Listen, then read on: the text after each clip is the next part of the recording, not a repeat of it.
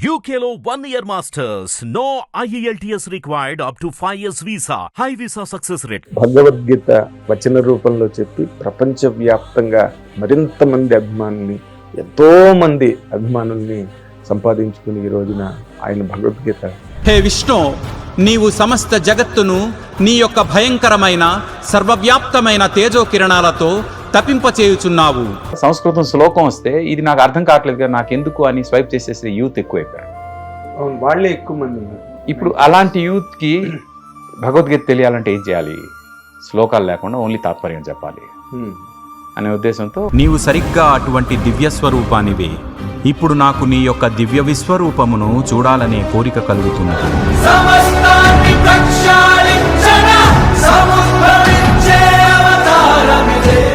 అంటే మనం నిమిత్తం మాత్రం ఇదంతా ఆయన ప్లాన్ చేస్తున్నాడు. డెఫినెట్గా ఇప్పుడు 10 లక్షల మంది 1 మిలియన్ మంది ఈ ఆల్ చాప్టర్స్ విన్నారు. ఆల్ చాప్టర్ కలిపింది. సెపరేట్గా ప్రతి చాప్టర్ పరంగా చూస్తే 3.3 మిలియన్ మంది విన్నారు ఇప్పటికి. అంటే 33 లక్షల మంది విన్నారు ఇప్పటికి. అయితే కొంతమందికి అంటే 33 లక్షల మందిలో కనీసం ఒక 5-6 వేల మందికైనా ఈ భగవద్గీత వాళ్ళ లైఫ్ ట్రాన్స్ఫర్మేషన్కి హెల్ప్ అయి ఉంటుందని నేను అనుకుంటున్నాను. గ్రేట్ అండి. అంతకన్నా ఆ మహాగ్రంథానికి జరిగే గౌరవం మరొకటి లేదు. వేవ్ నేనే, పార్టికల్ నేనే అని మనం మన లాంగ్వేజ్లో చెప్తే అలా ఉంటుంది. మీరు ఒకసారి ఇమాజిన్ చేయండి, 1924లో ఎవరో ఒక scientist there is wave particle duality అని క్వాంటమ్ మెకానిక్స్లో చెప్పాడు. ఇప్పుడు 1924లో అది వేవ్ పార్టికల్ డ్యూయాలిటీ గురించి 5,000 సంవత్సరాల క్రితం భగవద్గీతలో ఉంది.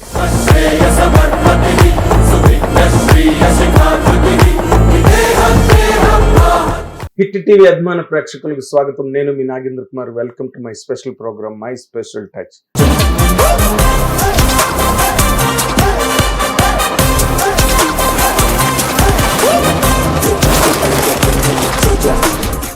నిజంగానే ఇది స్పెషల్ టచ్ అని చెప్పడానికి చాలా గర్వంగా ఉంది. ఎందుకంటే ఇప్పుడు మనతో పాటు స్టూడియోలో ఉన్న ఈ గెస్ట్కి ఏ రకమైన పరిచయ వాక్యాలు అక్కర్లేదు. ఆయన పాటలే ఆయన చిరునామాలు, ఆయన గొంతే ఆయనకు పెద్ద గుర్తింపు ప్రపంచవ్యాప్తంగా. ఆయన ఇంకెవరో కాదు, అద్భుతమైన గాయకుడు, అద్భుతమైన సంగీత దర్శకుడు. ఇప్పుడు భగవద్గీత వచన రూపంలో చెప్పి ప్రపంచవ్యాప్తంగా మరింత మంది ఎంతో మంది అభిమానుల్ని సంపాదించుకుని ఈ రోజున ఆయన భగవద్గీత మిలియన్స్లో పోతుంది యూట్యూబ్లో. ఇప్పుడు ప్రస్తుతం ఆయన ఎవరో కాదు, మన సుమధుర గాయకుడు, విలక్షణ సంగీత దర్శకుడు ఆర్పి పట్నాయక్ గారు ఇప్పుడు మనతో పాటు స్టూడియోలో ఉన్నారు.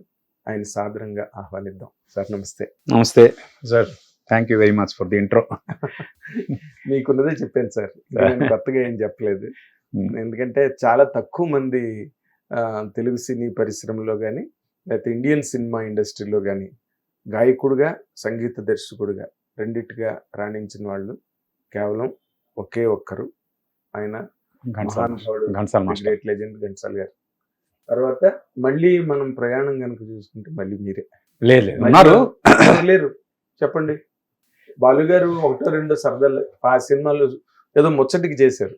ఏదో బాపు గారు అడిగితోటి, దాసనారాయణరావు అడిగితోటి, కన్యాకుమారి ఒకటి, తూర్పిళ్ళి రైలు ఒకటి, అవి మయూరి ఏవో అలాగా వీళ్ళ మీద లెక్కెట్టచ్చు. బాలుగారు చేసి తక్కువ ఏ గాయకుడు సంగీతం చేయలేదు. కీరవాణి గారు కూడా ఆయన చాలా గొప్ప సెలబ్రేటెడ్ మ్యూజిక్ డైరెక్టర్ అండి. ఆస్కార్ వరకు వెళ్ళాడు ఆయన.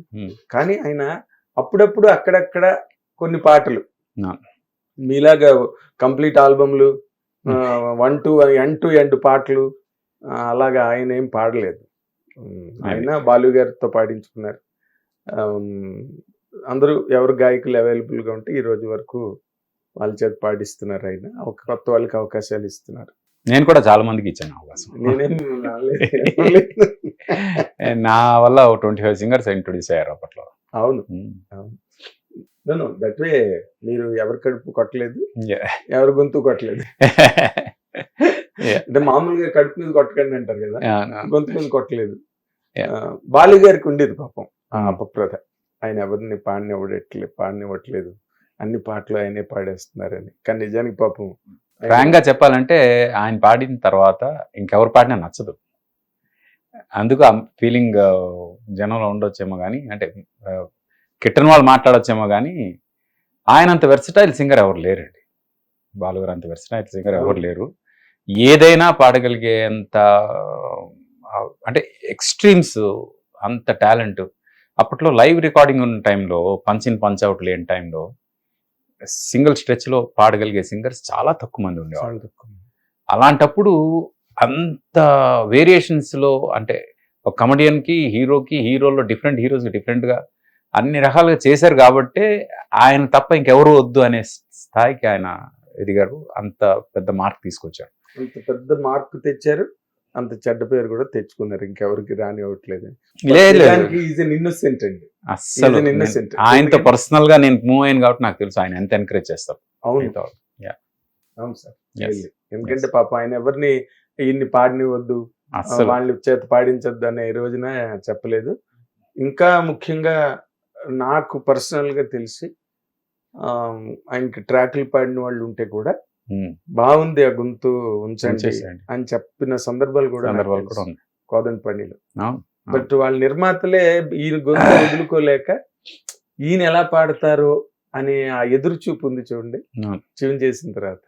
ఆ ఎదురు చూపుతోనే వాళ్ళు చాలా అసలు ఉక్కిరి బిక్కిరి అయిపోతుండేవారు అనమాట. మెయిన్ అంటే ఆయన ఎంత అవసరం అంటే, ఒక ఇన్సిడెంట్ ఆయన చెప్పారు ఒకసారి.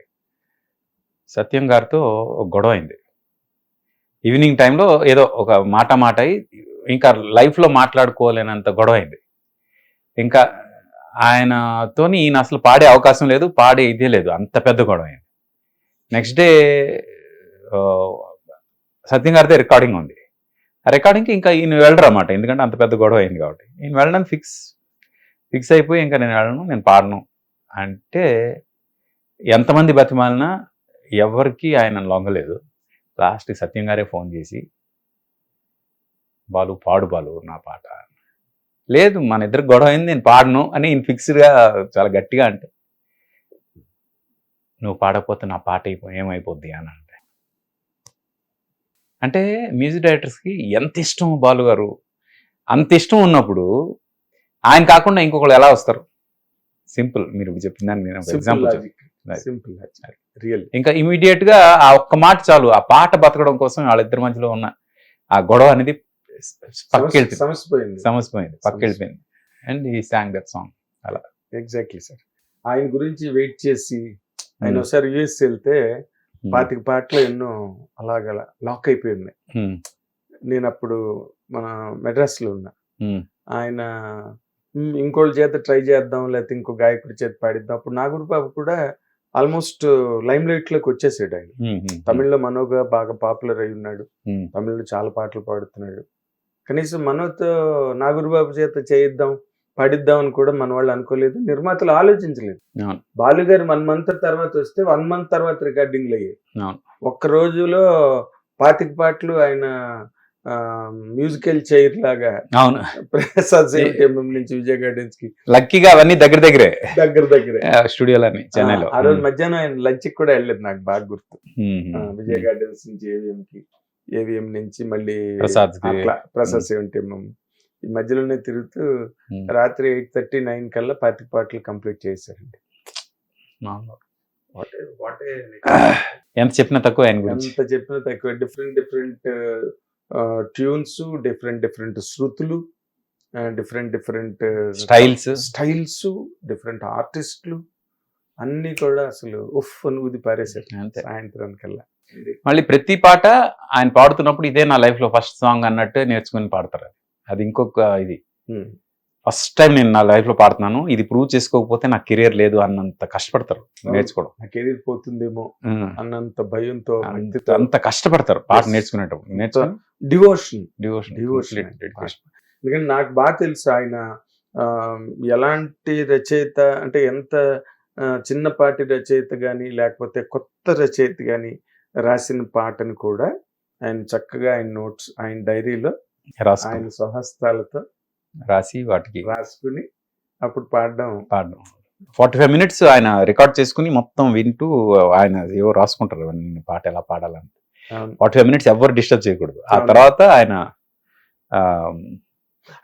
To the best of my memory 45 minutes కూడా ఉండదండి. ఎందుకంటే నాయుడు గారి కుటుంబం సినిమాకి మార్నింగ్ 7-7:30కి ముహూర్తం అయితే ఆయన 7:30కి వచ్చారు.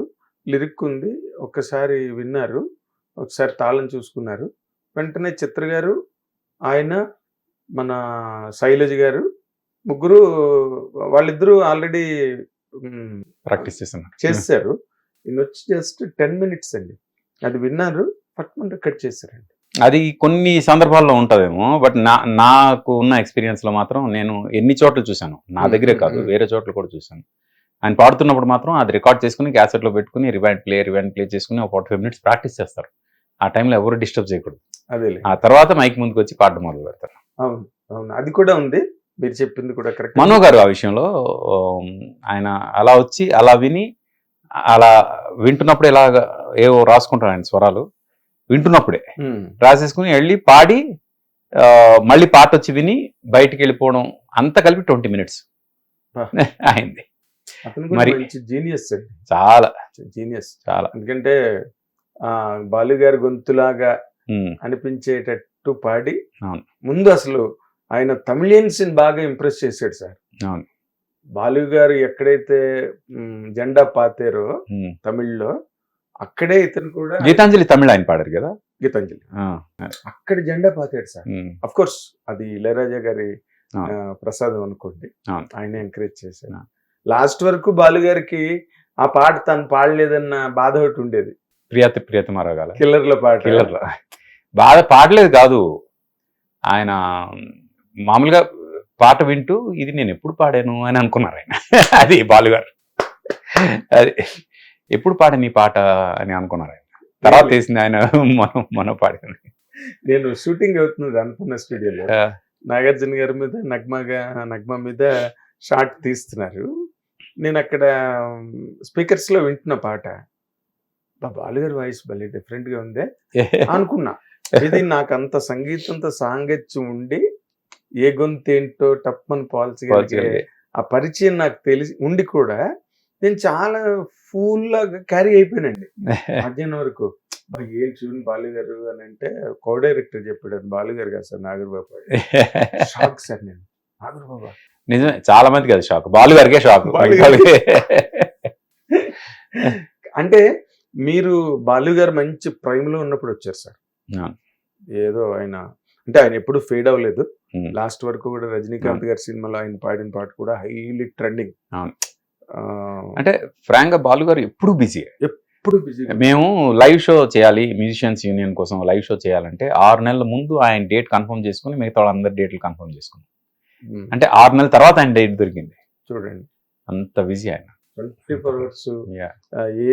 ఏ టైంలో ఏ రాష్ట్రంలో ఏ దేశంలో ఎక్కడ పాడుతుంటారో ఆయనకే తెలియని ఒక విచ్చలవిడి విశృంఖలమైన కార్యక్రమాన్ని జీవితాంతం నిర్వహించిన మహానుభావుడు సార్. అయ్యో ఎంత ఇదంటే, శ్రీలంకలో ఒకసారి షో ఇస్తున్నారు.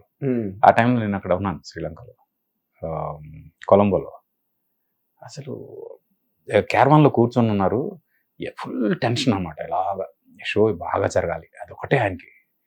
ఆర్పి వచ్చాడా, ఇతను వచ్చాడా, అతను వచ్చాడా ఆయనకి అనవసరం. ఓకే అంత అసలు అది ఆ డెడికేషన్ ఇంకెక్కడ. అదే నేను ఇందాక అంటున్నట్టుగా మీరు బాలు గారు చాలా మంచి ప్రైమ్ లో ఉన్నప్పుడు వచ్చారు.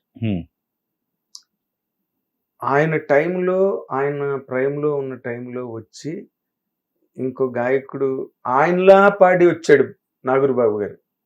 ఇప్పుడు నేను ఆ పాయింట్ నేను గట్టిగా చెప్పగలను. బాలుగారే పాల్చలేదు, నేను ఇప్పుడు పాడాను అనుకునే అంత అనుకరణతో నాగూర్బాబు ల్యాండ్ అయ్యాడు. అక్కడే అతను సక్సెస్ కూడా అయ్యాడు యాక్చువల్ గా చెప్పాలి. అదే ప్లస్ అదే మైనస్ కూడా. ఇళయరాజా గారి తాలూకా దాన్ని ఏమంటారు, అభయం, ఆయన ప్రసాదం అన్ని ఆయనకున్నాయి. ఇక్కడ మీరు వచ్చేసరికి మీరు బాలుగారిలా పాడట్లేదు, మీ ఇండివిజువల్ వాయిస్ మీది. అండ్ మీకెవరు ఛాన్సులు ఇచ్చి పట్నాయక్ బాగా పాడుతున్నాడు అని చెప్పి మీకు ఛాన్సులు ఇచ్చిన వాళ్ళు లేరు, మీకు మీరే ఛాన్సులు ఇచ్చేసుకున్నారు, మిమ్మల్ని కోరుకున్నారు, మీ పాటల్ని ఎంజాయ్ చేశారు. మీది ఒక కంప్లీట్గా ఒక పరిపూర్ణమైన ఒక విభిన్నమైన టైం పీస్. అది మీరు పాటలు పాడడం చాలా పట్నాయక్ ఎంత బాగా పాడతాడని ఇండస్ట్రీలో అందరూ అనుకోవడం నాకు తెలుసండి. I use to get surprised. నేను అబ్జర్వ్ చేస్తుండేవాడిని అనమాట వాళ్ళు మాట్లాడుతున్నప్పుడు. బాలు గారు ఉంటుండగా, ఎందుకంటే నా ప్రయాణాలు నాకు చాలా ఇష్టం. ఘంటసాల గారు ఉన్నప్పుడు బాలు గారు వచ్చి కొంతమంది బాగా పాడుతున్నాడని, కుర్రాడు ఇంకా సరిగ్గా లేదని, పాడిన పాటలు కూడా బాలు గారు తీసిన రోజులు ఉన్నాయి. మళ్ళీ ఘంటసాల గారి చేత పాడించిన సందర్భాలు ఉన్నాయి. మంచి కుటుంబం సినిమాలో సాంగ్ ముందు బాలు గారి చేత పాడిస్తే ప్రొడ్యూసర్లు వచ్చి అంత హెవీగా లేదు బ్యాక్గ్రౌండ్ సాంగ్ ఇది, త్యాగశీలివమ్మ అనురాగశీలివమ్మ పాట, మళ్ళీ ఘంటసాల గారి చేత పాడించారు. సో మీరు ఎలాగంటే ఆయన ఉన్నప్పుడే వచ్చి, ఆయన ప్రైమ్లో ఉన్నప్పుడు వచ్చి మిమ్మల్ని మీరు బాగా అంతలాగా ఎస్టాబ్లిష్ చేసుకున్నారు. ఆ టైంలో బాలుగారితో మీ ఇంటరాక్షన్ ఎట్లా ఉండేదండి? చాలా, అంటే ఫ్రాంక్ గా అంటే ఫాదర్ సన్ రిలేషన్ మాది. నాదేంటంటే నేను అన్ని టీనేజర్స్ మూవీస్ చేశాను కదా, నా వాయిస్ వాళ్ళకి పర్ఫెక్ట్ సరిపోదు కాబట్టి నేను పాడేది తప్పితే ఆయన కాకుండా పాడాలన్నంత సీన్ నాకేం లేదు ఫ్రాంక్ గా. ఎందుకంటే నా ఒకటి నేను ఎప్పుడు నమ్మేది ఏంటంటే బీ ఒరిజినల్. ఇమిటేట్ చేస్తే అది చేసేవాళ్ళు వేరే వాళ్ళు ఉన్నప్పుడు దానికి నీ అవసరం ఏంటి అని అందరూ అడిగే అవకాశం ఉంటుంది. అందుకు బీ ఒరిజినల్ అనేది నేను ఎప్పుడు ఇదవుతాను. అందుకు థ్యాంక్ఫుల్లీ నా వాయిస్ కల్చర్, నా వాయిస్ ఫ్రీక్వెన్సీ కానీ అదంతా డిఫరెంట్, నేను ఎవరికి ఇమిటేట్ చేయలేను. అందుకు ఆబ్వియస్గా నాది నేనే ఎలా ఎస్టాబ్లిష్ చేసుకోవాలనే ఉద్దేశంతోనే నా ఒరిజినల్ వాయిస్ని నేను ప్రొజెక్ట్ చేసే ప్రయత్నం చేశాను. ఎగ్జాక్ట్లీ ఆ విషయంలో మీరు చాలా లక్కీ అని కూడా అంటాను సార్. ఎస్, ఎందుకంటే మీ గొంతును మీ గొంతుగానే ఆదరించారు. ఎస్, మీ వాయిస్ లో ఉన్న స్వీట్నెస్ అందరూ రిసీవ్ చేసుకున్నారు. ఇప్పటికీ కొంతమంది మిమిక్రీ చేస్తారు నా వాయిస్ ని. అవును, అవునండి. అది అంటే మిమిక్రీ చేస్తున్నారంటే మనం అచీవ్ చేసుకున్నట్టు. అది మీరు చాలా సక్సెస్, ఒక మనిషిని ఒక లిమిటెడ్ చేస్తున్నారంటే ఆయన చాలా సక్సెస్ఫుల్ గా ఉంటే చేస్తారు. లేకపోతే అన్నోన్ పర్సన్స్, అనానిమస్ పీపుల్ గురించి ఇమిటేషన్ చేయరు. అంటే అంతమంది ఆడియన్స్ లో వాళ్ళు చెప్తున్నారంటే ఆ వాయిస్ జనం తెలిసినట్టే కదా, తెలిసిన వాయిస్. అలా అంటే ఇన్ జనరల్ గా అంటే వినగానే గుర్తుపట్టే వాయిసెస్ అంటే మన ఈ తెలుగు సినిమాల్లో ఘంటసాల మాస్టారు, బాలు గారు, యేసుదాస్ గారు, వందే మాతరం గారు, తర్వాత నేను, మొత్తం ఈ 5 వాయిస్లు వినగానే గుర్తుపడతారు. అవునండి. అది కీరవాణి గారు తక్కువ పాడతారు కాబట్టి ఆయనది స్పెషల్ గా ఉంటుంది. బట్ ఈ 5 వాయిస్లు మాత్రం వినగానే ఇది పలానా సింగర్ అని గుర్తుపడతారు. అవునండి.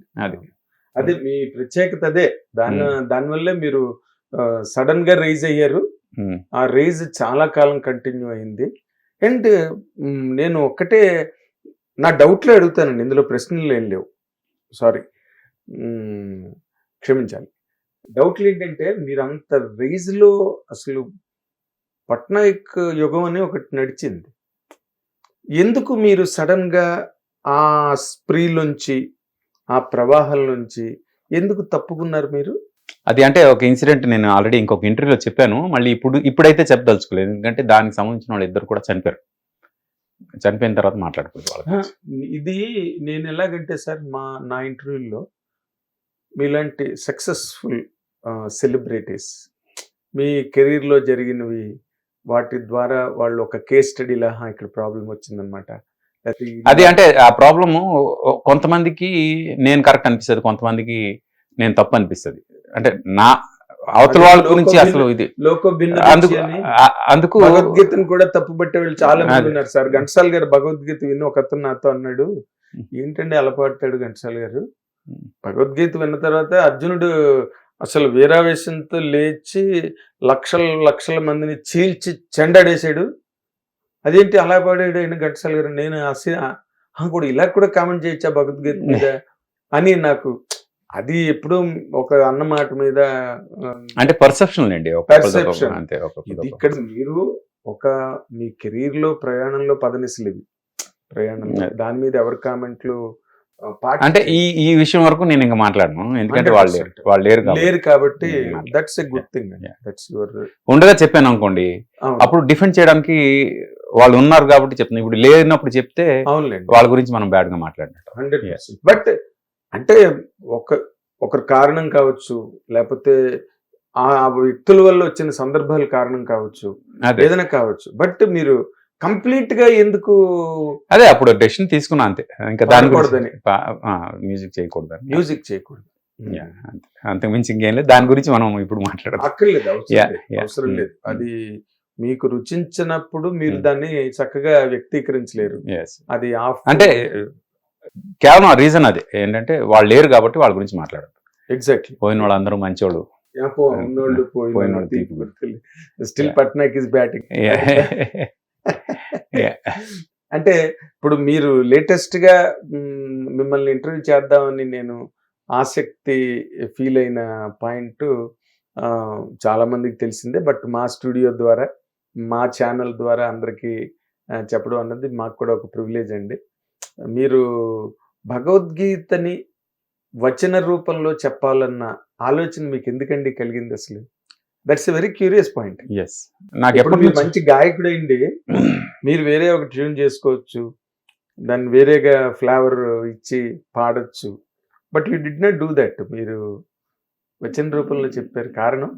నాకు ఎప్పటి నుంచో ఉందండి మన కల్చర్ని మనం అంటే మన పేరెంట్స్ మనకు నేర్పించింది మనం మన పిల్లలకి నేర్పించలేకపోతున్నాము. ఇలా జనరేషన్కి గ్యాప్ వచ్చేస్తుంది మన కల్చర్కి సంబంధించి.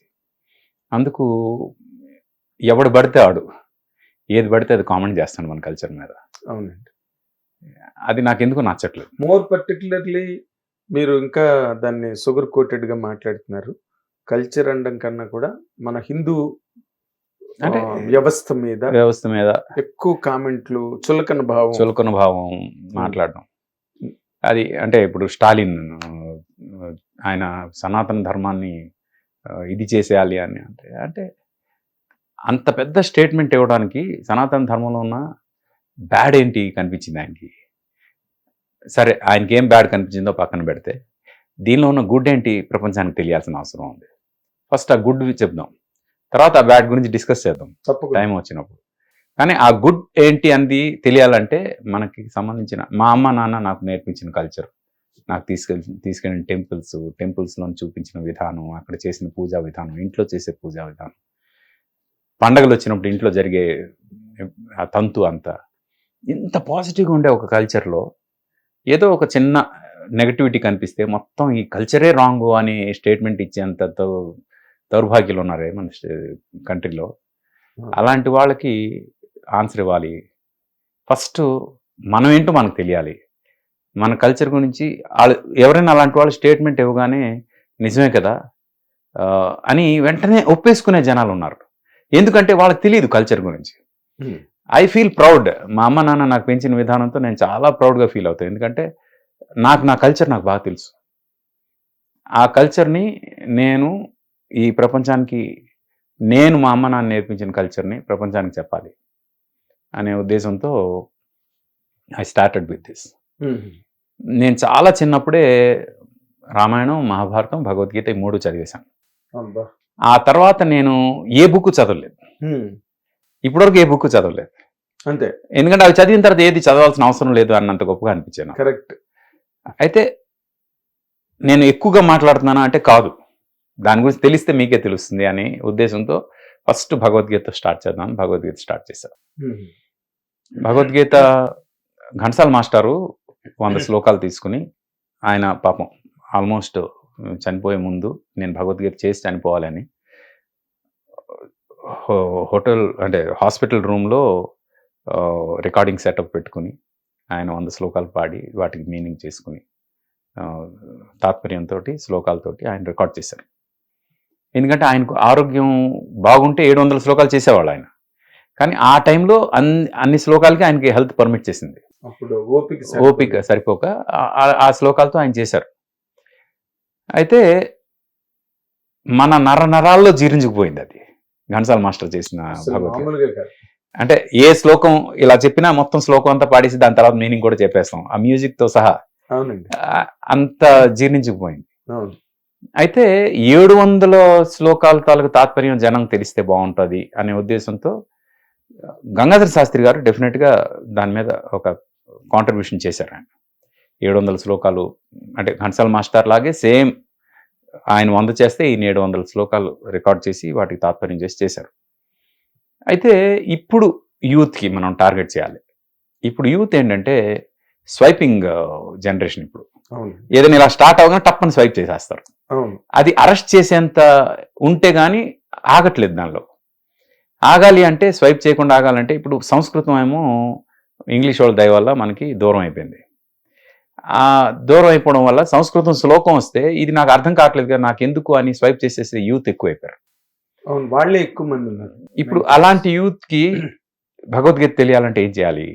శ్లోకాలు లేకుండా ఓన్లీ తాత్పర్యం చెప్పాలి అనే ఉద్దేశంతో ఓన్లీ తాత్పర్యం చేద్దాం, యూత్ కోసం చేద్దాం అని నాకు స్టాటిస్టిక్స్ ఉంటాయి నా యూట్యూబ్ ఛానల్లో. ఆ స్టాట్స్లో చూస్తే 18 నుంచి 44 ఇయర్స్ మధ్యలో 82% జనం చూస్తున్నారు నా భగవద్గీత. నా టార్గెట్ అదే కదా, మీరు ధన్యులు. నా టార్గెట్ అదే. భగవద్గీత అనగానే ముసలోళ్ళు చూస్తారు, ఓల్డ్ పీపుల్ చూస్తారు అనే దీని నుంచి లేదు, యూత్ చూస్తారు భగవద్గీత అనడానికి ఇది పర్ఫెక్ట్ ఎగ్జాంపుల్. మీకు కావాలంటే నేను స్టాట్స్ చూపిస్తాను. నేను ఫాలో అవుతున్నాను. 82% ఏది 18 నుంచి 44 మధ్యలో ఏజ్ గ్రూప్లో 82% పీపుల్ ఆర్ వాచింగ్ భగవద్గీత.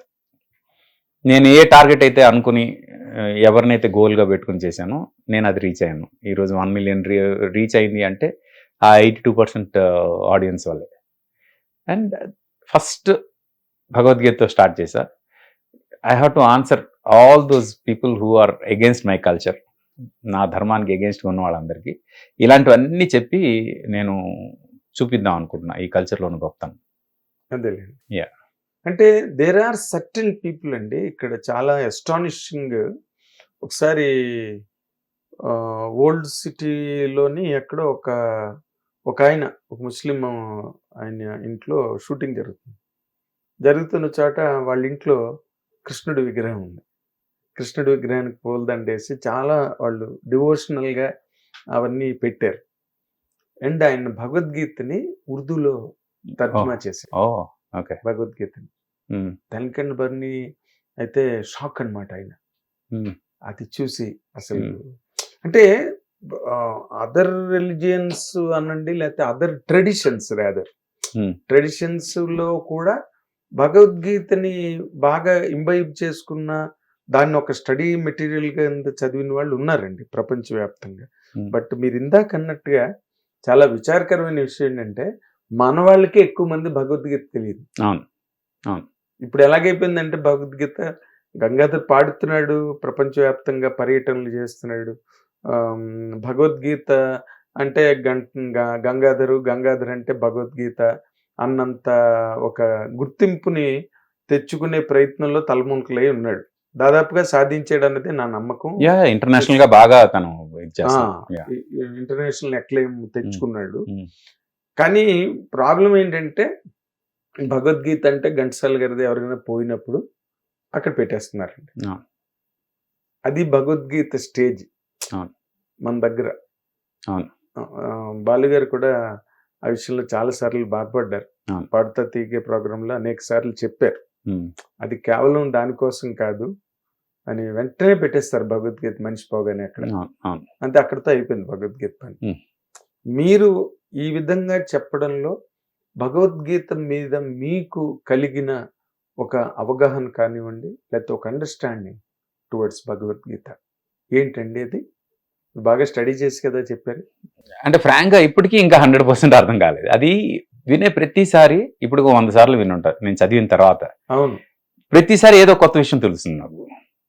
ఇప్పటికీ నాకు పూర్తిగా భగవద్గీత వచ్చేసింది అంటే తప్పు అవుతాను నేను. అంటే వినే ప్రతిసారి ఏదో కొత్త విషయం తెలుస్తుంది. అది ఎన్నిసార్లు వింటే అన్ని కొత్త విషయాలు తెలుస్తూనే ఉన్నాయి దానిలో. అంటే అంత పెద్ద ఫిలాసఫికల్ నాలెడ్జ్ అది. అందుకు ఒకసారి విన్నప్పుడు భగవద్గీత అంటే ఇది అని అర్థం అవుద్ది. తర్వాత విన్నప్పుడు భగవద్గీతలో ఇది ఉందా అనిపిస్తుంది, తర్వాత భగవద్గీతలో ఇంత ఉందా అనిపిస్తుంది, అంటే భగవద్గీతలో ఇంత ఉందా అనిపిస్తుంది. ఇలా వినే కొద్దీ అలా వెళ్తూనే ఉంటుంది. అందుకే నేను ఏంటంటే షార్టెస్ట్ ఫార్మ్ ఆఫ్ భగవద్గీత ఇప్పటివరకు వచ్చిన వాటిలో 2 గంటల 47 నిమిషాల్లో మొత్తం భగవద్గీత వినేసి, అంటే సినిమా చూసే లెంత్ అది మొత్తం భగవద్గీత. అంటే భగవద్గీత కావాలంటే 6 నెలలు కావాలా, సంవత్సరం కావాలా అని ఆలోచించే జనాలకి ఓ సినిమా చూసే లెంత్లో భగవద్గీత మొత్తం వినొచ్చు అనేది ఫస్ట్ సర్ప్రైజ్. అది కాకుండా అంటే మొత్తం ఒకసారి వినేంత ఇది కష్టం, ఎందుకంటే అది చాలా హెవీ నాలెడ్జ్ కాబట్టి ఎంతవరకు వీలైతే అంతవరకు వింటూ పార్ట్ల వైజ్ ఓ 2 రోజులు 3 రోజులు 4 రోజులు వాళ్ళ ఇష్టం వాళ్ళు ఎలా ప్లాన్ చేస్తే అలా వినుకుంటే భగవద్గీత రోజుకో చాప్టర్ విన్నా 18 రోజుల్లో భగవద్గీత వచ్చేస్తుంది. Correct. 18 చాప్టర్ కొంచెం కొంచెం యావరేజ్ గా 10 minutes. అండ్ మీరు ముఖ్యంగా లిజనర్స్ ని బర్డెన్ చేయలే, ఎస్. అది మీరు చేసిన గ్రేటెస్ట్ ప్రయోగం అండి. It has not been done in any other traditions across the globe. ఒక ఖురాన్ కానీ లేకపోతే ఒక బైబిల్ ని కూడా వాళ్ళు షార్టెస్ట్ ఫామ్ లో చెప్పడానికి ట్రై చేశారు కానీ, బట్ భగవద్గీతని ఇంత సరళంగా అంటే మామూలు ఐటీ క్యాండిడేట్లు లేకపోతే జంక్షన్ లో నిలబడే పోరగాళ్ళు అందరికీ అర్థమవుతుంది, అందరూ వినగా అర్థం చేసుకోగలిగే ఒక సరళత. దాని క్రెడిట్ మాత్రం నేను తీసుకోదలుచుకోలేదు. ఎందుకంటే ఆ టెక్స్ట్ ఏదైతే ఉందో అది స్వామి ముకుందానంద అని ఆయన ఇంగ్లీష్ లో రాశారు. దానికి ఆయన శిష్యులు బి దివాకర్ గారని ఆయన ట్రాన్స్లేట్ చేశారు. ఆ టెక్స్ట్ నేను వాడాను, అందుకు ఆ క్రెడిట్ వాళ్ళకి వెళ్తుంది. ఓకే, పోతే దాని ఎక్స్ప్రెషన్ ఏంటనేది మాత్రం నాదే.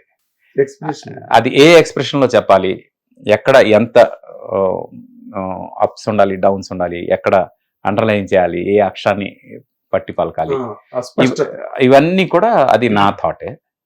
బట్ టెక్స్ట్ మాత్రం వాళ్ళదే. నేను మొత్తం భగవద్గీత చేద్దాం అనుకునే ముందు 6 నెలలు రీసెర్చ్ చేశాను లిటరల్ గా. ఏ భగవద్గీత చేయాలి అని ప్రతిదీ చేసి లాస్ట్ చాట్ జీపీటీకి వెళ్ళి ఇంగ్లీష్ తీసుకుని అక్కడ నుంచి గూగుల్ ట్రాన్స్లేటర్కి వెళ్ళి ఆ ఇంగ్లీష్ నుంచి గూగుల్ ట్రాన్స్లేటర్లో తెలుగులో ట్రాన్స్లేట్ చేసి అవి చూసి ఎలా చేసినా నాకు ఏమీ ఎక్కలే. ఫ్రాంక్గా ఇట్స్ ఆల్ గాడ్స్ ప్లాన్ అండి, మనం చేసేది ఏంటి. 100%. ఆయన లేదు ఇది అందరికి అర్థమయ్యేలా ఉంటుంది, ఇది నువ్వు తీసుకో అని ఆయన అక్కడ ప్లాన్ చేశారు. మీరు నమ్మరు, నేను మొత్తం రికార్డ్ చేసిన తర్వాత ఆ సైట్కి వెళ్ళి చూస్తే ఎక్కడైతే వాళ్ళ సైట్లో ఉందో ఆ సైట్ నుంచి వాళ్ళు చూస్తే కాపీ రైట్స్ ఉన్నాయి దానిలో. ఇది ఎవరైనా వాడితే legally they will be liable అని మొత్తం రికార్డ్ చేసిన తర్వాత అయ్యో అప్పుడు అక్కడ మెయిల్ ఐడి ఉంది. ఆ మెయిల్ ఐడికి నేను మెయిల్ పెట్టా, ఇలాగా నేను రికార్డ్ చేయాలనుకుంటున్నాను అని. అప్పుడు రికార్డ్ చేసిన తర్వాత అంటే వెంటనే రెస్పాండ్ అయ్యారు, అతను దివాకరే రెస్పాండ్ అయ్యారు. రెస్పాండ్ అయిన తర్వాత ఆయన పర్సనల్గా కలుస్తానని చెప్పి మా టైం తీసుకుని వాళ్ళ ఆశ్రమానికి వెళ్ళాను. ఇక్కడ హైదరాబాద్లో ఏసీ గార్డ్స్లో ఉంది ఆశ్రమానికి వెళ్ళి 11th చాప్టర్ విశ్వరూప దర్శనం వినిపించాను. వినిపించగానే లిటరల్గా ఆయన గాలిలో తేలాడు. అంటే ఆయన రాసింది కదా, ఆయనకి నా వాయిస్లో వినేసరికి ఆయనకి ఎక్కడ లేని ఒక ఎక్సైట్మెంట్ వచ్చింది. ఆయన చాలా గొప్ప భక్తుడు కృష్ణుడికి. అంటే ఏదైనా కృష్ణుడి గురించి ఏం చెప్పినా తన్మయత్వంలోకి వెళ్ళిపోతారు అనమాట, ఆయన అంత భక్తుడు. ఆయన వినగానే ఇలా మీ పర్మిషన్ కావాలి నాకు ఇది రికార్డ్ చేయాలని వెంటనే ఆయన మెయిల్ చేసి నెక్స్ట్ డేనే పర్మిషన్ తీసేసుకున్నాడు. వాళ్ళ గురువు గారి దగ్గర నుంచి మొత్తం మెయిల్ చేసి పర్మిషన్ ఇచ్చేసి అండ్ దట్ ఈస్ సార్టెడ్. అప్పటికి రికార్డింగ్ అయిపోయింది అనే విషయం వాళ్ళకి చెప్పలేదు, తర్వాత చెప్పా రికార్డింగ్ అయిపోయిందండి. అది ఇంకోటి కోఇన్సిడెన్స్ ఏంటంటే ఈరోజు కృష్ణాష్టమి. నేను ఇవాళ అంటే గురు పౌర్ణమి నాడు అంటే భీష్మ ఏకాదశి నుంచి రిలీజ్ చేస్తూ వస్తున్నాం అన్ని ఒక్కొక్క చాప్టర్ వైజ్. బట్ అందరూ అన్ని చాప్టర్లు కలిపి కావాలన్నప్పుడు గురు పౌర్ణమి నాటికి అయింది అది, అన్ని చాప్టర్లు కలిపి చేసే పరిస్థితి. అప్పటి వరకు ఎన్నిసార్లు ప్రయత్నం చేసినా అవ్వలేదు. గురు పౌర్ణమి నాటికి అయింది. గురు పౌర్ణమి నాడు రిలీజ్ చేస్తే కరెక్ట్ గా కృష్ణాష్టమికి 1 million వ్యూస్ అయ్యాయి. ఆ వ్యూస్ అయ్యే టైంకి అంటే 1 million వ్యూ టచ్ అయ్యే టైంకి నేను ఆ రోజు తర్వాత మళ్ళీ ఇప్పుడే వెళ్ళా వాళ్ళ ఆశ్రమానికి. కృష్ణాష్టమి మళ్ళీ ఈ రోజు వెళ్ళా ఆశ్రమానికి వెళ్ళి అక్కడ కూర్చుంటే అక్కడ 1 million టచ్ అయింది ఆశ్రమంలో. అక్కడ దీనిలో ఇదంతా దేవుడు ప్లాన్ అనిపిస్తుంది. గ్రేటెస్ట్ మూమెంట్స్ అది ఇవన్నీ అంటే మనం నిమిత్తం మాత్రం, ఇదంతా ఆయన ప్లాన్ చేస్తున్నాడు. డెఫినెట్గా ఇప్పుడు 10 లక్షల మంది 1 million మంది ఈ ఆల్ చాప్టర్స్ విన్నారు. ఆల్ చాప్టర్ కలిపింది సెపరేట్గా ప్రతి చాప్టర్ పరంగా చూస్తే 3.3 million మంది విన్నారు ఇప్పటికి. అంటే 33 లక్షల మంది విన్నారు ఇప్పటికి. అయితే కొంతమందికి అంటే 33 లక్షల మందిలో కనీసం ఒక 5-6 వేల మందికైనా ఈ భగవద్గీత వాళ్ళ లైఫ్ ట్రాన్స్ఫర్మేషన్కి హెల్ప్ అయి ఉంటుందని నేను అనుకుంటున్నాను. గ్రేట్ అండి. అంతకన్నా ఆ మహాగ్రంథానికి జరిగే గౌరవం మరొకటి లేదు. మిమ్మల్ని నేను మనస్ఫూర్తిగా ఒక జర్నలిస్ట్గా కానీ ఒక ట్రెడిషనలిస్ట్గా కానీ మిమ్మల్ని నేను చాలా మెచ్చుకుంటున్నాను ఈ సందర్భంలో. ఎందుకంటే కుర్రాళ్ళు నార్మల్గా యూత్ని అందరూ బ్యాడ్ గా డిస్క్రైబ్ చేస్తారు, No. అంటే పోక్రీ వాళ్ళని No. లేకపోతే ఇది. కానీ but they have their own instinct No. About things. They are eager now. వాళ్ళు ఇప్పుడు నాకు మీరు కామెంట్స్ చూస్తే రామాయణం చేయండి సార్, మహాభారతం చేయండి సార్ అంటే అక్కడ రాస్తున్నారు, నాకు పర్సనల్ పంపిస్తున్నారు. ఇది విన్నాక మాకు అర్థమైంది ఇవి కూడా మీరు చెప్తే బాగుంటది అని. అదేలేండి, you added that flavour. Yeah, yeah. మీ గొంతు ద్వారా ఆ శ్రీకృష్ణుడు కోరుకున్నాడేమో అని అనుకున్నాను. ఎందుకంటే ఘంటసాల గారు పాడిన తర్వాత భగవద్గీత అన్నది ఒకటి ఉందని చాలా మందికి తెలిసింది. అవును, అవును. Because of his voice. అవును, డెఫినెట్ గా. లేకపోతే పుష్పలాపం తెలీదు, కుంతి కుమారి తెలియదు ఆయన పాడకపోతే. అవును, అవును. ఆయన ఇంకా ఏదైతే చేయాలో అవన్నీ చేసి వెళ్ళిపోయారు ఆయన. మహానుభావుడు. మనకెంతో శబ్ద నిధిని ఇచ్చి వెళ్ళారు. మీరు ఆ తర్వాత ఓకే గంగాధర్ కూడా ఈ స్ప్రెడ్డింగ్ భగవద్గీత, కానీ బట్ మీరు టార్గెట్ చేసిన స్లాట్ ఉంది చూడండి, that is the most vital slot of the society today. అవును, అంటే వీళ్ళు గాడి తప్పకుండా ఉండడానికి కావాల్సిన గైడ్ లైన్ కావాలి అనే ఉద్దేశంతో ఇది స్టార్ట్ చేశాను. At least it added to their life. అవును, వాళ్ళ నాలెడ్జ్ కి ఇది ఒక ఎడిషన్. అవును, భగవద్గీతలో ఇది ఉన్నదన్నమాట. అవును. ఇప్పుడు కార్పొరేట్ సెక్టర్స్ కూడా భగవద్గీతని అడాప్ట్ చేసుకుని టైమ్ అండ్ స్పేస్ భగవద్గీతను అర్థం చేసుకుంటే sir there is lot of science in it. ఎంత సైన్స్ ఉందంటే ఆశ్చర్యపోతాం మనం. మీకు 9th చాప్టర్లో ఒక లైన్ ఉంది. ఆయన అన్నాడు, ఆత్మను నేనే, పరమాణువు నేనే అన్నాడు కృష్ణ పరమాత్మ. ఆత్మ అనేది formless is always a wave form. Okay, పరమాణువు అనేది మెటీరియల్, పార్టికల్ అన్నమాట. ఇప్పుడు వేవ్ నేనే, పార్టికల్ నేనే అని మనం మన లాంగ్వేజ్లో చెప్తే అలా ఉంటుంది. మీరు ఒకసారి ఇమాజిన్ చేయండి, 1924లో ఎవరో ఒక scientist there is wave particle duality అని క్వాంటమ్ మెకానిక్స్లో చెప్పాడు. ఇప్పుడు 1924లో అది వేవ్ పార్టికల్ డ్యూయాలిటీ గురించి 5000 సంవత్సరాల క్రితం భగవద్గీతలో ఉంది. అంటే a particle can be a particle at some place, can be a wave at some other place. అంటే సేమ్ టైం వేవ్ ఫామ్లో కూడా ఉంటుంది, పార్టికల్ ఫామ్లో ఉంటుంది, వేవ్ ఫామ్లో కూడా ఉంటుంది అని ఒక పార్టికల్ని డిఫైన్ చేసిన విధానం ఏదైతే ఉందో అది క్వాంటమ్ మెకానిక్స్లో వాళ్ళు డబుల్ స్లిట్ ఎక్స్పెరిమెంట్లో చెప్పారు. ఓకే, డబుల్ స్లిట్ ఎక్స్పెరిమెంట్ మీకు ఐడియా ఉందా? నాకు లేదు, నేను ఆర్ట్ స్టూడెంట్ అండి. మీరు సైన్స్ స్టూడెంట్?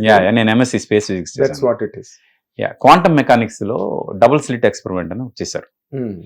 ఆ ఎక్స్పెరిమెంట్ ఏంటంటే లైట్ని ఒక 2 స్లిట్లు లాంటివి పెట్టి వాటిలోంచి లైట్ని పాస్ చేశారు. పాస్ చేసినప్పుడు ఆ లైట్ అలా వెళ్తూ అవి అంటే ఇలా స్ప్రెడ్ అవుతుంది కదా, లైట్ ఇలా స్ప్రెడ్ అవుతుంది కదా, స్ప్రెడ్ అయినప్పుడు అలా వేవ్స్ ఇంటర్ఫియర్ అవుతాయి. అంటే దీని నుంచి వేవ్స్ అలా ఆ స్లిట్ నుంచి బయటకు వచ్చి ఇలాగ ఇంటర్ఫియర్ అవుతాయి. ఇంటర్ఫియర్ అయ్యి అక్కడ మల్టిపుల్ ఇవి రిఫ్లెక్షన్స్ పడతాయి అక్కడ అవతల గోడ మీద. ఓకే, ఇది మీకు అర్థమైంది కదా. వేవ్ ఇంటర్ఫియరెన్స్ లో ఈ లైట్ అనేది ఇలాగ వెళ్తూ వేవ్ ఇంటర్ఫియరెన్స్ లో ఇలా మల్టిపుల్ ఇదై ఇంటర్ఫియరెన్స్ లో మల్టిపుల్ ఇవి పడతాయి, ఇమేజెస్ పడతాయి. అదే మీకు ఒక అబ్జర్వర్ పెట్టారు అనుకోండి, అంటే అక్కడ ఏంటి లైట్ అనేది ఒక వేవ్ ఫామ్ అని అర్థమైంది, ఎందుకంటే వేవ్ ఫామ్లో వెళ్తుంది కాబట్టి అవి ఇంటర్ఫియర్ అయ్యాయని. అదే మీకు ఒక అబ్జర్వేషన్ పెట్టారు అనుకోండి, దానికి ఈ లైట్ అసలు ఎలా వెళ్తుంది అని ఒక అబ్జర్వర్ని పెట్టారు సైన్స్లో ఒక ఎక్స్పెరిమెంట్ చేస్తూ. అబ్జర్వర్ని పెట్టగానే అంటే వాటి మూమెంట్ని అబ్జర్వ్ చేయడానికి ఒక పార్టికల్ని పెట్టారు. పెట్టగానే it became conscious, this light became conscious, నన్ను ఎవరో చూస్తున్నారని. ఆ వేవ్ ఫామ్ కాకుండా స్ట్రైట్కి వెళ్ళి డైరెక్ట్ 2 స్లిట్లు పడ్డాయి. అబ్జర్వర్ తీసేస్తే మళ్ళీ మల్టిపుల్ స్లిట్స్ వెళ్తున్నాయి. అంటే ఆ లైట్లో వేవ్ ఉంది, పార్టికల్ ఉంది అని అర్థమైంది. లైట్లోనే కాదు, ఎలక్ట్రాన్స్లో కూడా అంటే మనకి పార్టికల్ అంటే పార్టికల్లో ఆటమ్స్ ఉంటాయి, ఆటమ్స్లో ఎలక్ట్రాన్స్ మూవ్ అవుతాయి. ఆ ఎలక్ట్రాన్స్ని కూడా సేమ్ లైట్ లాగా ఎక్స్పెరిమెంట్ చేసి చూస్తే ఎలక్ట్రాన్స్ కూడా సేమ్ అలాగే బిహేవ్ చేసాయి, లైట్ లాగా ఫోటాన్ వేవ్స్ లాగే ఎలక్ట్రాన్స్ కూడా బిహేవ్ చేసాయి. ఏంటి, ఎవరైనా అబ్జర్వ్ చేస్తే అవి పార్టికల్ లాగా బిహేవ్ చేస్తున్నాయి, ఎవరైనా అబ్జర్వ్ చేయకపోతే అవి వేవ్ లాగా బిహేవ్ చేస్తున్నాయి. ఇది డబుల్ స్లిట్ ఎక్స్పెరిమెంట్ అనమాట. Double slit experiment, double slit అంటే 2 స్లిట్ల మధ్యలో పాస్ చేశారు కాబట్టి. దీనివల్ల క్వాంటమ్ మెకానిక్స్ లో పెద్ద రెవల్యూషన్ జరిగింది. క్వాంటమ్ ఫిజిక్స్ అంతా దీని నుంచే స్టార్ట్ అయింది ఒక రకంగా. అంటే రెవల్యూషన్ అంతా ఇక్కడ నుంచి స్టార్ట్ అయింది ఈ వేవ్ పార్టికల్ డ్యుయాలిటీలో. ఈ వేవ్ పార్టికల్ డ్యుయాలిటీ గురించి 5,000 సంవత్సరాల క్రితం, 5,200 ఇంచుమించు 5,200 సంవత్సరాల క్రితం కృష్ణ పరమాత్ముడు భగవద్గీతలో చెప్పాడు. Can you believe? అన్బిలీవబుల్ అండి, ఇన్క్రెడిబుల్.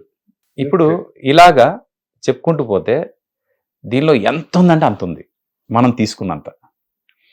అందుకు నేనేమంటానంటే, before you comment anything against Bhagavad Gita, anything anything, try to know about it.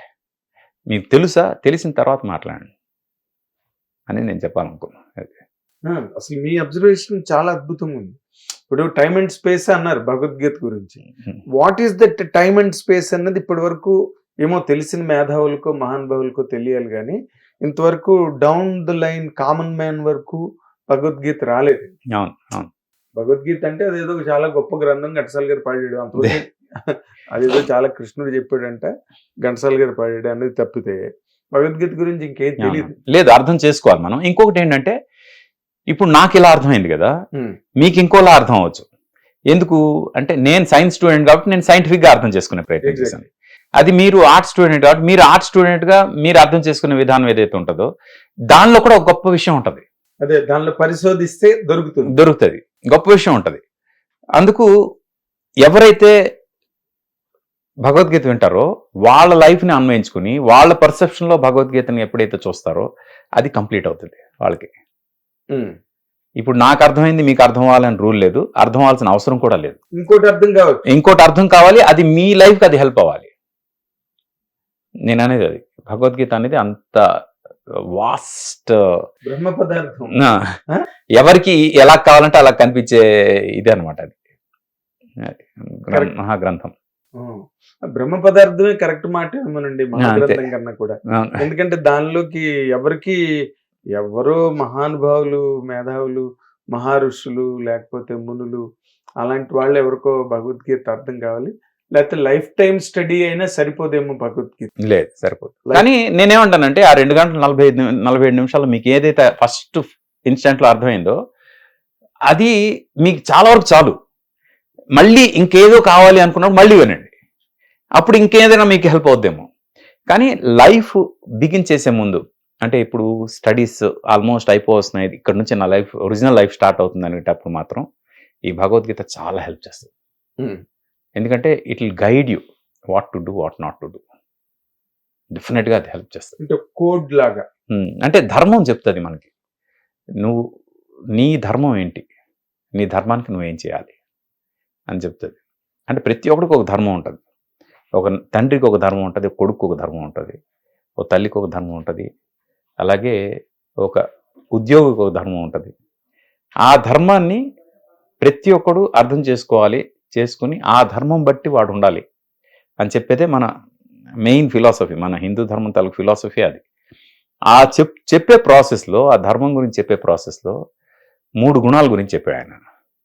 సత్వగుణం, రజోగుణం, తమోగుణం. ఈ 3 గుణాల్లో మనం ఏ గుణంలో ఉన్నాము? యూజువల్గా మనం అందరం రజోగుణంలో ఉంటాం. అయితే మనకి ఇప్పుడు ప్రయాణం చేయడానికి 2 మార్గాలు ఉన్నాయి. సత్వగుణం వైపు వెళ్ళాలా, రజోగుణం వైపు వెళ్ళాలా, సత్వగుణం వైపు వెళ్ళాలా, లేకపోతే తమోగుణం వైపు వెళ్ళాలా అని. రజోగుణంలో ఉన్న మనం సత్వగుణం వైపు వెళ్ళాలా, తమోగుణం వైపు వెళ్ళాలా అనే 2 రూట్స్లోని భగవద్గీత వింటే డెఫినెట్గా it will drive you to సత్వగుణం. సత్వగుణం కూడా అల్టిమేట్ కాదు, ఈ త్రిగుణాలకి అతీతంగా ఉండేదే అసలైన మోక్షం అంటారు. కానీ ఈ ఫిజికల్ బాడీ ఉన్నంత వరకు, ఈ కర్మ సిద్ధాంతాలు నమ్ముకున్నంత వరకు మనం మ్యాక్సిమం సత్వగుణం వరకు వెళ్ళగలం. దానికి వెళ్ళడానికి మనకు రూట్ చెప్తుంది భగవద్గీత. తమో గుణం వైపు వెళ్లకుండా ఉండడానికి రూట్ చెప్తుంది. ఎందుకంటే తమో గుణం అనేది మనకి అంటే మనం తినే ఫుడ్ నుంచి మనం చేసే పనుల వరకు ప్రతిదీ కూడా ఎంత రాంగ్ చేస్తున్నామని చెప్పేది తమో గుణం, ఎంత కాంప్రమైజ్ చేస్తున్నామని చెప్పేది రజోగుణం, ఎంత గాడ్ ఫ్రెండ్లీగా చేస్తున్నాం అనేది సత్వగుణం.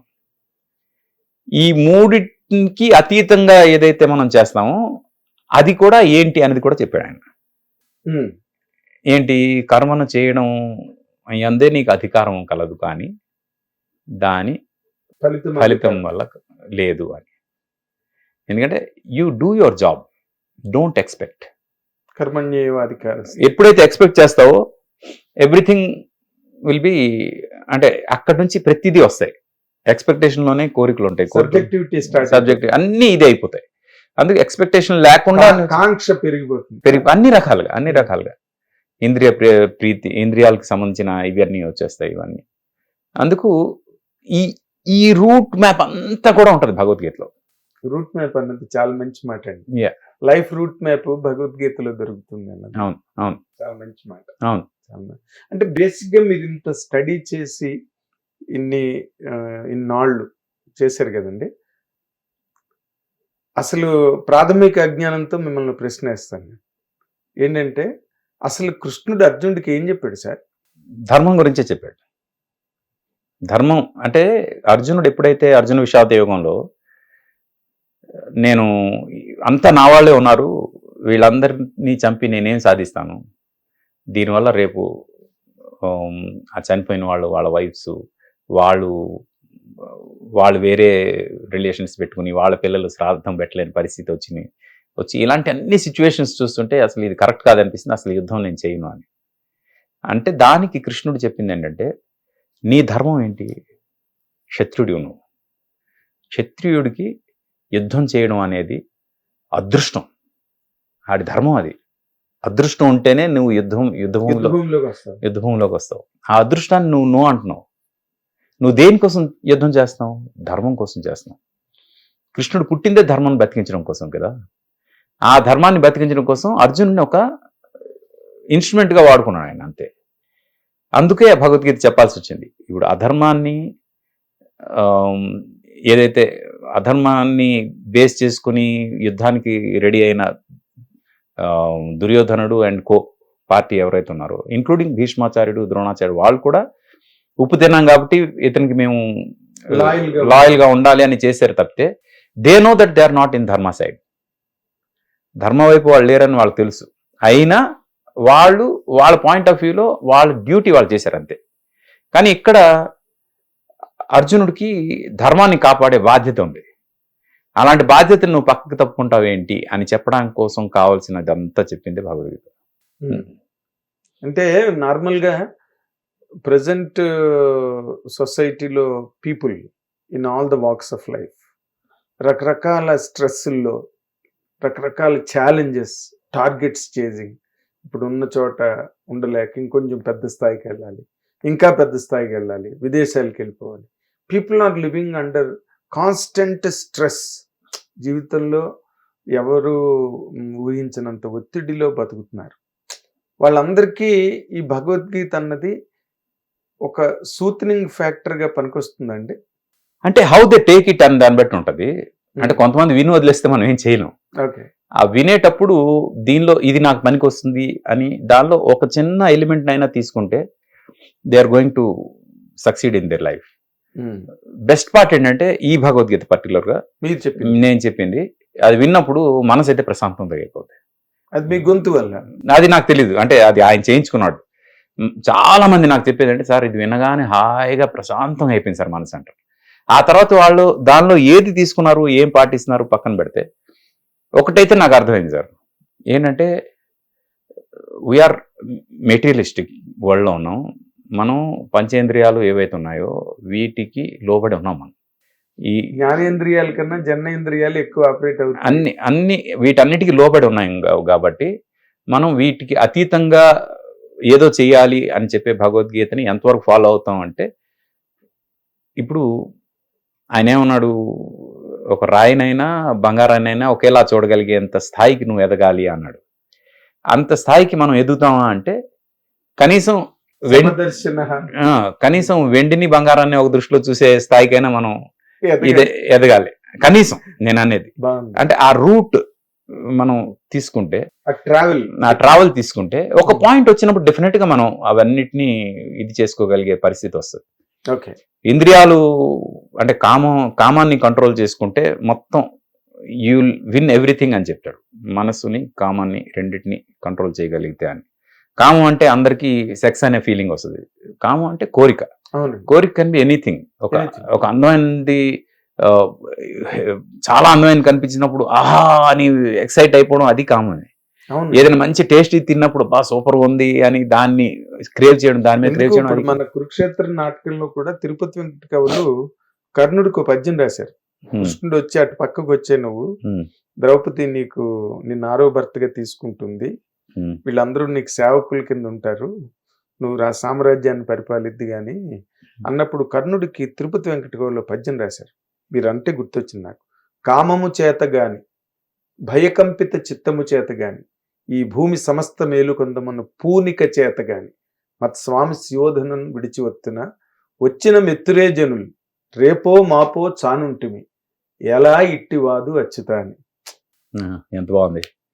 కామము చేత గాని, నాట్ బై డిజైర్. భయకంపిత చిత్తము చేత గాని, not with a heart fraught by the fright. భయం చేత, భయకంపిత చిత్తము చేత ఈ భూమి సమస్త మేలు కొందమను పూనిక చేత. పూనిక అంటే ప్రిపరేషన్. పూనిక అంటే మీరు కామము అంటే కేవలం సెక్స్ ఓరియంటేషన్ అన్నదే మనకి లేదు. అంటే శాస్త్రం ఐదు సెన్సెస్ ఏదైతే కోరుకుంటాయో అది టేస్ట్ అవ్వచ్చు, సౌండ్ అవ్వచ్చు, ఇది అవ్వచ్చు, దేనికైతే మనం మరీ క్రేవ్ చేస్తున్నాము వాటన్నిటికీ మనం అతీతులం అయిపోతే అప్పుడు మనం we can go to the next level అని అర్థం. ఇంటెలెక్చువల్ గా కదండి, ఇంటెలెక్చువల్ డ్రైవ్. అది డ్రైవ్. ఇప్పుడు కర్మ అర్జునుడు అడుగుతాడు ఒక పాయింట్ లో, కర్మ సన్యాసం గొప్పదా కర్మ చేయడం గొప్పదా అని. నువ్వు రెండు చేయమంటున్నావు, ఏది గొప్పది అని. అంటే ఈ ఫిజికల్ బాడీ ఉన్నంత వరకు పని చేయకుండా ఉండడం ఇంపాసిబుల్. అందుకు కర్మ సన్యాసం అనేది ప్రాక్టికల్గా పాసిబుల్ కాదు. పని చెయ్యి, కానీ ఆ పని దేవుడి గురించే ఆలోచిస్తూ చెయ్యి. ఏ పని చేసినా ఇది దేవుడికి అర్పితం చేస్తున్నాను, ఇది దేవుడి కోసమే చేస్తున్నాను అనే ఫీల్తో చెయ్యి. చేస్తే ఆ పని తాలూకా ఇది నీకు అంటదు. దాని తాలూకు డెరివేటివ్స్ ఏవైతే ఉంటాయో అవి నీ వరకు రావు, నీకు అంటవు. ఎందుకంటే దాని నుంచి నువ్వేమీ ఆశించట్లేదు, జస్ట్ దేవుడికే సమర్పిస్తున్నావు. ఇది అంతా దైవ కార్యం అనుకుని చేస్తున్నావు కాబట్టి. అది అంటే కళ్ళు మూసుకుంటున్నప్పుడు, విసర్జిస్తున్నప్పుడు, ఏ పొజిషన్లో ఉన్నా, ఏ ప్రక్రియలో ఉన్నా, థింక్ దట్ ఇట్స్ గాడ్. అంతే. అంత పెర్ఫెక్ట్గా నువ్వు ఎప్పుడైతే ఆలోచిస్తావో అప్పుడు నీకు ఏ కర్మ అంటదు. కర్మ చేయాలి, కానీ కర్మ నుంచి ఏమీ ఆశించకుండా కర్మ ఇది దైవ కార్యం అన్నట్టే నువ్వు చేసుకుంటూ పోతే ఆబ్వియస్గా అది నీకు కర్మ ఫలం అంటే కర్మకు సంబంధించిన ఇవేవైతే ఉంటాయో అవేమి అంటవాలి. ఓకే, ఇలాంటివి మనకి ఎక్కడున్నాయి చెప్పండి? కర్మ సిద్ధాంతం గురించి ప్రపంచంలో ఎక్కడా చెప్పలేదు. కర్మ సిద్ధాంతం గురించి 3 చాప్టర్లు ఉన్నాయి మనకి ఇక్కడ. అంటే మీరు ఇటుపక్క మీరు సైన్స్ స్టూడెంట్ కాబట్టి ఇప్పుడు మీరు ఇంత చేశారు, దానిలో ఇందాక మీరు చెప్పిన ఆ సైంటిఫిక్ అనాలిసిస్, క్వాంటమ్ మెకానిక్స్, నిజంగా ఈ క్వాంటమ్ మెకానిక్స్ యాంగిల్లో గనక భగవద్గీత ప్రాజెక్ట్ అయితే ఈ ప్రపంచంలో మనం అనుకుంటున్నాం హిందూస్గా అల్టిమేట్ భగవద్గీత ఈ ప్రపంచంలో దాన్ని మించింది లేదని. బట్ ఈ సైన్స్ యాంగిల్లో గనక ఇది ప్రాజెక్ట్ అయితేనండి it will forever remain ప్రతిదీ. అంటే మనం సైంటిఫిక్ గా తీసుకుంటే సార్, ఇప్పుడు ఆత్మ ఉంది. ఆత్మ సైంటిఫిక్ గా మీకు అర్థం అవ్వాలంటే సింపుల్ గా ఏంటంటే, ఇప్పుడు సముద్రం ఉంది. సముద్రం చూస్తే ఏమనిపిస్తుంది మీకు? వాటర్. అది వాటర్ ఫార్ములా ఏంటి? H2O. దాని నుంచి ఒక డ్రాప్ తీయండి, ఆ డ్రాప్ తాలూకు ఫార్ములా ఏంటి? H2O అనే. H2. దాని నుంచి ఒక ఆటం తీయండి, ఆటం ఫార్ములా ఏంటి? H2O అని. Okay, simple. ఆత్మ అంటే అంతే. ఆత్మ ఏంటంటే సముద్రం అంత విశాలంగా దేవుడు ఉన్నాడు అనుకోండి, దానిలోంచి ఒక ఆటం బయటకు వచ్చి అది ఒక ఆత్మ ఫామ్ తీసుకుని ఒక మనిషిలో వచ్చి ప్రాణం క్రియేట్ చేసింది. ఇప్పుడు సముద్రం వాటరే, ఈ ఆటము వాటరే, అంటే ఈ ఆత్మ కూడా వాటరే. అంటే ఈ రెండు వాటర్ అని మీకు ఎప్పుడైతే అర్థం అవుద్దో, అది వాటర్ ఇది వాటర్ అని అర్థం అవుద్దో, మీరు దేవుడు అర్థం అవుతారు. మీరు దేవుడు అర్థం అవుతారు. అంటే మనకు దేవుడికి ఇప్పుడేమంటారు ఆయన, దేవుడి కోసం నువ్వు అలా చూడాల్సిన అవసరం లేదు, నీలో చూసుకో. నీలో చూసుకుంటే నీలో దేవుడు ఉన్నాడు, ఆత్మలోనే దేవుడు ఉన్నాడు అని. ఆత్మలో దేవుడు ఉన్నాడు, ఆత్మే వాటర్ కదా. ఆ H2O ఫార్ములా అంటే నేను సముద్రంతో కంపేర్ చేశాను, but it's a vast content కదా సముద్రం. అదే అలా అంటే వాటర్ అంటే మీకు ఈజీగా అర్థం అవుతుంది కాబట్టి వచ్చేసాను. అలాంటి ఒక ఫార్ములా ఏది, ఈ కాన్షియస్ కాస్మిక్ ఎనర్జీ అనే ఒక ఫార్ములా ఏదైతే ఉందో, కాన్షియస్ కాస్మిక్ ఎనర్జీ అనేది ఇప్పుడు సముద్రం అనుకోండి, దాని నుంచి ఒక ఆత్మ అయితే, ఆ కాన్షియస్ కాస్మిక్ ఎనర్జీలో ఒక చిన్న పార్ట్ ఆత్మ అయితే, దానికంటే ఒక ఫ్రీక్వెన్సీ ఉంటుంది. ఆ ఫ్రీక్వెన్సీతో అది ఈ బాడీని బతుకున్నంత వరకు దీనికి ఎనర్జీ ఇస్తుంది. ఈ బాడీ వదిలేగానే అది వెళ్ళిపోద్ది, ఆత్మ మళ్ళీ ఇంకో బాడీలోకి వెళ్తుంది. అది కదా ఆయన చెప్పింది. ఆత్మకి నాశనం లేదు, ఆత్మని ఎవరు ఏం చేయలేరు అనేది కాదు. ఎందుకు అంటే అది ఫిజికల్ బాడీ కాదు, ఇట్స్ ఎ వేవ్ కదా. అది మీకు గనక అర్థమైతే, ఇన్వర్డ్ ట్రావెల్ మీరు కనుక చేయగలిగితే, ఆత్మ ఈజ్ ఎవ్రీథింగ్. ఎందుకంటే ఆత్మలోనే దేవుడు ఉన్నాడు. ఇప్పుడు మీరు సముద్రంకి వెళ్ళి H2O కనిపెట్టాలని ప్రయత్నం చేసే కన్నా, మొత్తం సముద్రంలో H2O గురించి రీసెర్చ్ చేసే కన్నా, బాడీలోనే ఉన్న H2Oని పట్టుకుంటే చాలు కదా. దీనికి మ్యాథమెటిక్స్లో ఒక ఫార్ములా ఉంది, 1 into infinity is equal to infinity. అంటే అర్థం ఏంటంటే, 1 అంటే నేను, ఇంటూ అంటే మల్టిప్లైడ్, అంటే నేను నా కోరికల్ని మల్టిప్లై చేసుకుంటూ వెళ్తున్నా. మీరు ఇందాక చెప్పినట్టు ఇన్ఫినిటీ అంటే నేను అక్కడ వరకు, ఆ ఇన్ఫినిటీ వరకు వెళ్తే గానీ నా ఇన్ఫినిటీని నేను పట్టుకోలేను. ఇన్ఫినిటీ ఎవరు? దేవుడు. దేవుడు ఇన్ఫినైట్ కదా, అతను ఇన్ఫినైట్. ఆ ఇన్ఫినైట్ని పట్టుకోవడానికి ఇన్ఫినైట్ కోరికలతోటి మనం అలా వెళ్తూ ఉండాలి. వెళ్తూ ఉంటే ఇన్ఫినైట్ పట్టుకోగలం. ఇన్ఫినైట్ సంవత్సరాలు బతకాలిగా కదా. ఇన్ఫినైట్ పట్టుకోవాలంటే ఈ అవుట్వర్డ్ జర్నీ అన్నమాట. అదే ఎందుకు అంత కష్టం, ఇన్వర్డ్ జర్నీ చేయండి. ఏంటి, 1 డివైడెడ్ బై 0. 1 అంటే మనం, డివైడెడ్ బై అంటే విత్ ఇన్, 0 అంటే నథింగ్. అంటే instead of aiming at infinity outside, aim at nothing inside. 1/0 is equal to infinity. Mathematics formula. 1/0 is infinity. Done, there ends the matter. ఆ infinity మీరు ఒక fraction of సెకండ్లో కనుక visual చేయగలిగితే మీరు enlighten అయిపోతారు. వన్స్ యూఆర్ ఎన్లైటన్, మిగతా అన్ని మీకు ఏమి, ఇంకా ఇన్ఫినిటీని చూసాక మీకు ఇంకేం ఉంటుంది? నో సర్ప్రైజ్, ఇంకేం లేదు. అంతకన్నా మించింది ఇంకేం కనిపిస్తుంది. వర్డ్స్ మాయమైపోతాయి. సర్ప్రైజ్, ఎస్టానిష్మెంట్ ఏమి ఉండదు, ఆసం అంటుంటారు. ఏం ఉండదు ఇంకా. అలా చూసిన వాళ్ళు చాలా తక్కువ మంది.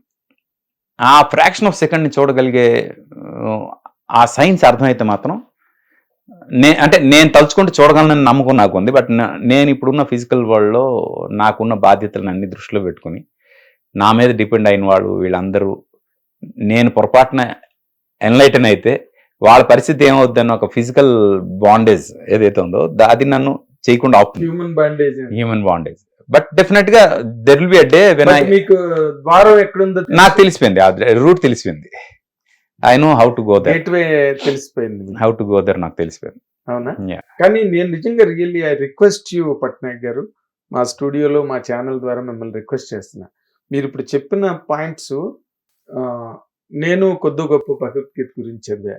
And I always try to search in that angle. ఏది టైమ్ అండ్ స్పేస్. నేను 2-3 అడిగాను కూడా, టైమ్ అండ్ స్పేస్ అంటారు కదా భగవద్గీత ఏంటంటే, they could not properly explain to me. కానీ మీరు చెప్పిన ఈ ఇన్ఫినిట్స్, H2Oలు ఇవి ఉన్నాయి, వీటి ద్వారా గనక మీరు ఇఫ్ యూ టేకప్ డిస్కోర్స్ కాదు కానీ, అంటే నేను డిస్కోర్స్ చెప్పేంత గొప్పవాడిని కాదు. బట్ డెఫినెట్ గా నేను నా ఛానల్ నా ఛానల్లో దీనికి సంబంధించిన మొత్తం అంతా సైంటిఫిక్గా ఎక్స్ప్లెయిన్ చేద్దాం అనుకుంటున్నా. అంటే పోనీ, అట్లా. చేద్దాం ఏదైనా. అనుకుంటున్నా. ఎందుకంటే అంటే ఇదెందుకు నేను ఓసారి మా వాళ్ళు మళ్ళీ నన్ను కామెంట్ లో తిడుతూ ఉంటారు, మీరు మాట్లాడినవ్వండి గెస్ట్ చేత మీరు మధ్యలోకి ఇంటర్వ్యూ అవుతారని. కానీ ఒక్క నిమిషం క్షమించాలి మీరు, ఎందుకంటే ఇలా ఈ దిశగా నేను ఆయన తీసుకెళ్తే ఇంకొంచెం మంచి కంటెంట్ వస్తుందని నా తాపత్రయం. అదేంటంటే ఇప్పుడు మీరు డిస్కోర్సెస్ రూపంలో చెప్పిన మీ ఛానల్ ద్వారా చెప్పినా కూడా it will reach to millions of people కదా. ఇప్పుడు మీరు మామూలుగా తెలిసిన భగవద్గీత ఘంటసాల గారు పోయిన తర్వాతే మనకు భగవద్గీత తెలిసింది, టు బి వెరీ ఆనెస్ట్ అండి. అంతకుముందు లేకపోతే ఎవరో ఆచార్యులు గురువులకే తెలుసు. ఇప్పుడు ఆ ఘంటసాల గారు చెప్పిన తర్వాత మీరు ఇప్పుడు ఇది చెప్పడం ద్వారా చాలా మందికి చాలా సరళంగా అర్థమయ్యే విషయాన్ని మీరు ఈ సైంటిఫిక్ యాంగిల్లో కూడా చెప్పాలని నేను కోరుకుంటున్నాను. డెఫినెట్ గా నేను మొత్తం చాలా చెప్దామని, అంటే సనాతన ధర్మం గురించే చెప్దామని. అంటే మన వేదాల్లోని ఒక ఇది ఉంది, నాసదీయ సూక్తం అని ఉంటుంది. నాసదీయ సూక్తంలో అంటే ఋగ్వేదంలో 10వ మండలంలో ఉంటుంది. అదేమంటాడంటే, అంటే నాకు సంస్కృతం రాదు కాబట్టి నేను సంస్కృతంలో చెప్పను. Not but necessarily.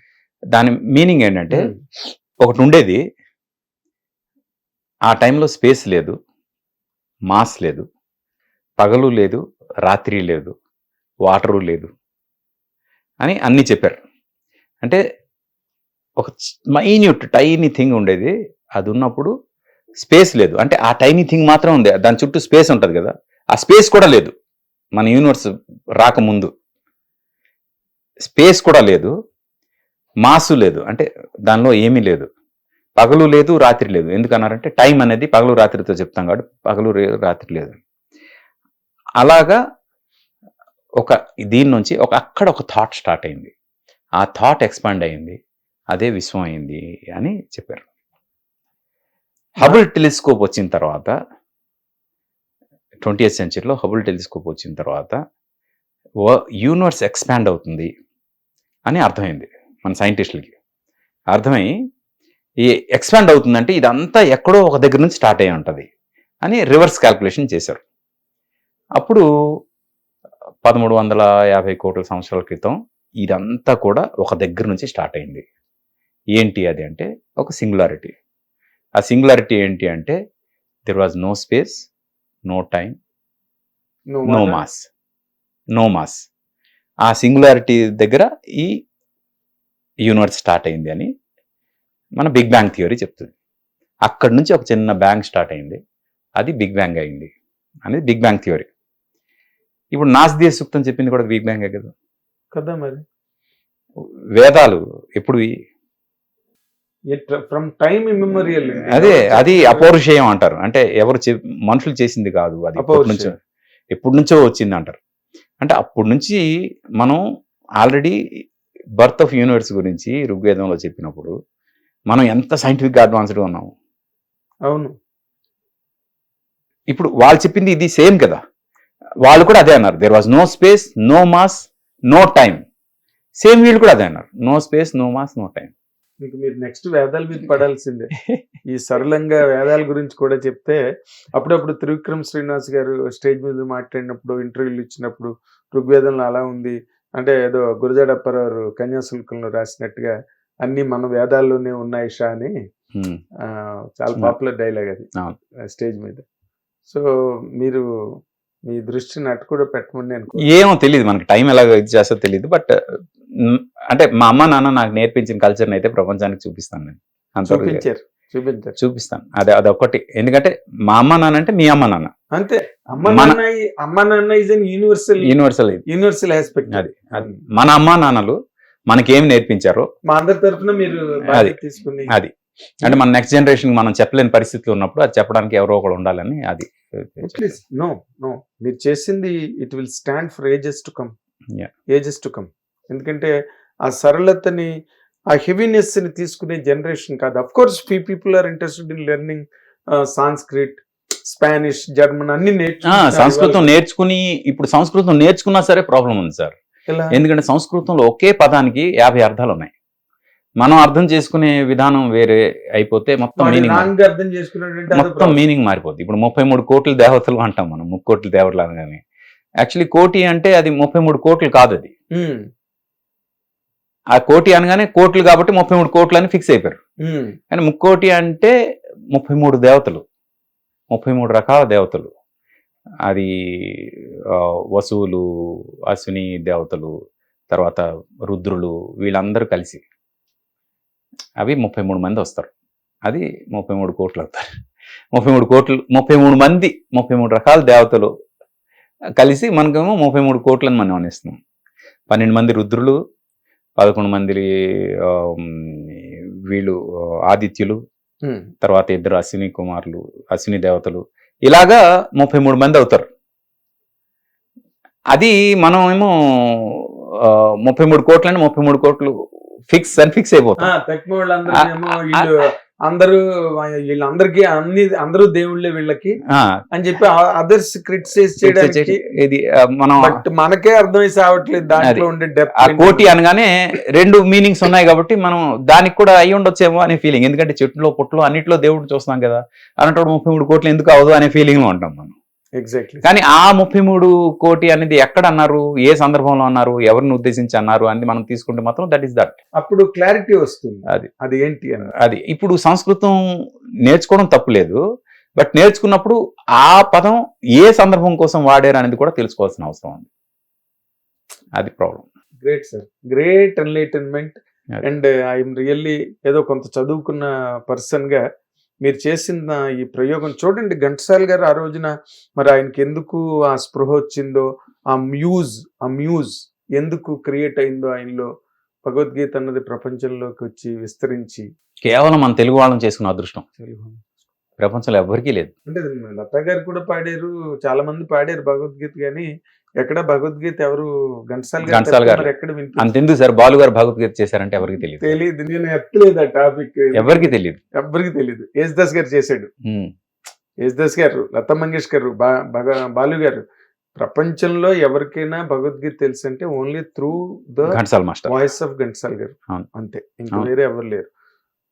ఆయన చేసిన తర్వాత ఇన్ని సంవత్సరాలకి, అంటే 74-73లో ఎప్పుడో రికార్డింగ్ అని ఉంటుంది, 73 ఎండింగ్ లో, ఎప్పుడు 74లో పోయారు కాబట్టి ఆల్మోస్ట్ అంటే 1-2 months లోనే అంతే. 73 ఎండింగ్ లో జరిగింది రికార్డింగ్ గట్ట కూడా. అఫ్ కోర్స్ ఆయన రికార్డులు కూడా చూడలేదు. హెచ్ఎంవి వాళ్ళకి ఆయనకి ఏదో ప్రాబ్లం వచ్చి వాళ్ళు రిలీజ్ చేయలేరు, హోల్డ్ చేశారు. ఈలోగా ఆయన పోయారు. పోగానే వాళ్ళు వెంటనే రిలీజ్ చేశారండి. కొన్ని లక్షల కోట్ల, ఏదో మీరు ఇందాక చెప్పినట్టు 33 కోట్లు కాపీలు అమ్ముడుపోయేమో భగవద్గీత, టిల్ యూట్యూబ్ లో వచ్చే వరకు.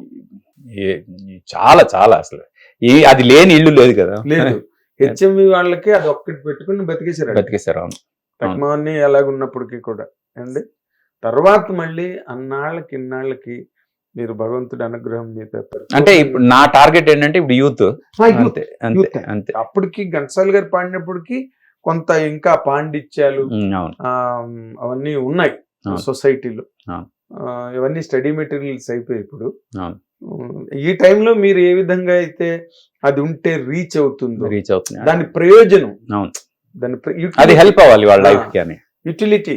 ఈవెన్ అంటే చనిపోయినప్పుడు వేయకూడదు అనే ఒక ఇది ఉంది చూడండి భగవద్గీత. యాక్చువల్లీ చనిపోయిన తర్వాత అయితే వేయకూడదు.